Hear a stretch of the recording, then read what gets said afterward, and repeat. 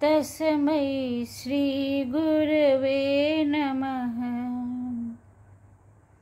तस्मै श्रीगुरवे नमः।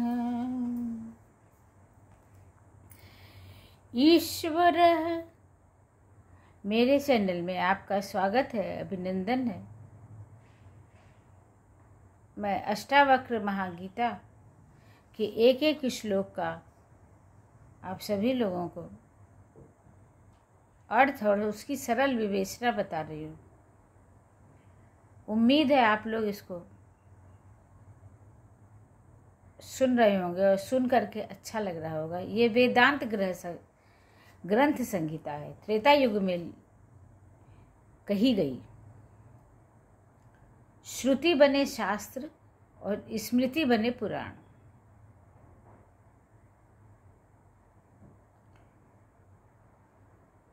तो ये श्रुति शास्त्र में आते हैं।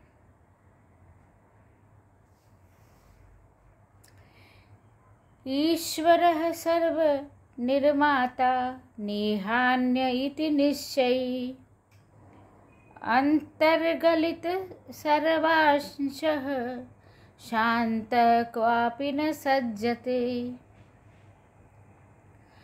जो ज्ञानी यह निश्चय करके सत्य जान लेता है कि इस सृष्टि का सृजनहार केवल ईश्वर है, उसके अतिरिक्त कोई नहीं, वह निर्विकार, कामना मुक्त और अनासक्त हो जाता है।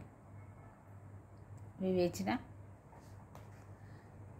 जो संसार के विषयों में फंसा हुआ है वो धनोन्मुखी होगा, क्योंकि सारी जितनी भी समस्याओं को दूर किया जाता है वो धन से। तो व्यक्ति जीव जो है जन्म लेते ही धन से जुड़ जाता है। हॉस्पिटल में पैदा हुआ, पैसा लगा, दवाएं चली, घर आया, उसके बाद समय समय पर टीके लगने। तो जन्म से लेकर मृत्यु तक इस संसार में जो यात्रा है वो धन से ही पूरी होती है। इसलिए हमें धन भी जरूरी है। अगर हमने जन्म लिया है तो हमें धन भी जरूरी है। इस संसार में राजा जनक के पास बहुत ऐश्वर्य था, लेकिन तब भी मन धन से मन को शांत नहीं किया जा सकता, आत्मा को शांत नहीं किया जा सकता। रिश्ते आप धन से और व्यवहार से कर सकते हैं। धन से ही रिश्ते हैं और व्यवहार है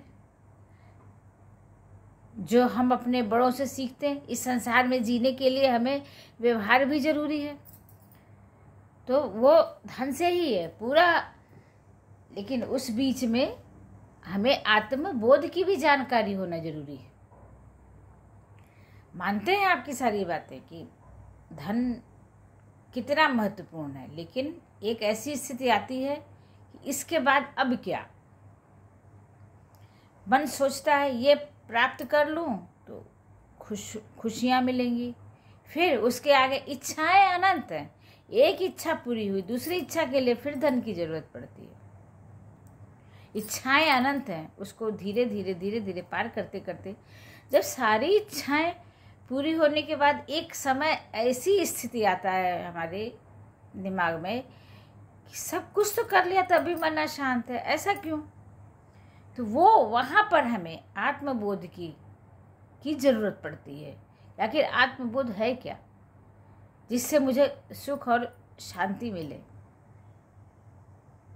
जब हमें अपने किए हुए कर्मों का अच्छा कृत और अकृत्य का फल भुगतना है, अपने कर्मों का भोग भोगना है, तो कहीं ना कहीं ये संसार कर्म भूमि है।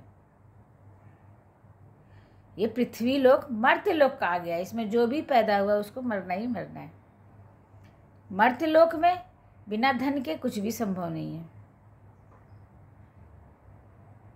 और जो धनोन्मुखी व्यक्ति होता है उसमें सामर्थ्य का, कल्पनाओं का सामर्थ्य भंडार होता है। कल्पनाएं कभी, इमेजिनेशन कभी ख़त्म नहीं होता, जिससे वह स्वयं को बहुत कुशल और निपुण समझता है।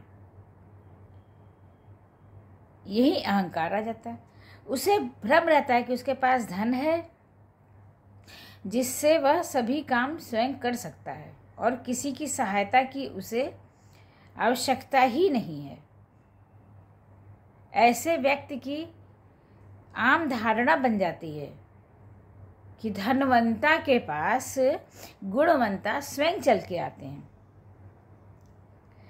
इस तरीके से उसमें अभिमान भी आ जाता है और वह लोगों का निरादर करने लग जाता है, अपमान करने लग जाता है और जिसके पास धन नहीं है उसको हेय दृष्टि से देखने लग जाता है।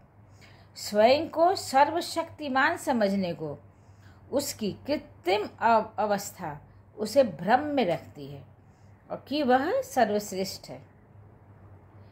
अंत में उसके यही विकार उसे अधोगति में ले जाते हैं। पुनरपि जन्मम पुनरपि मरणम। उसकी आत्मा की उसको शांति, आत्मबोध थोड़ा सा प्राप्त करता है, फिर वो पीछे आ जाता है, फिर थोड़ा प्राप्त करता है, फिर पीछे आ जाता है।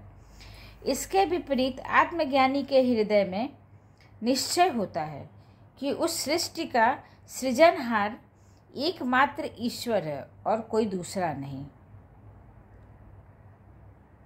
जब आत्मज्ञानी के हृदय में ये चीज़ें, जब वो इस चीज़ का उसका आत्मज्ञान, उसका आत्मा उसकी स्वीकार करती है कि इस सृष्टि का, उस सृष्टि का सृजनहार एकमात्र ईश्वर है और कोई दूसरा नहीं, इससे वह निर्विकार, निरंजन, निष्प्रिय रहकर परम शांत हो रहता है।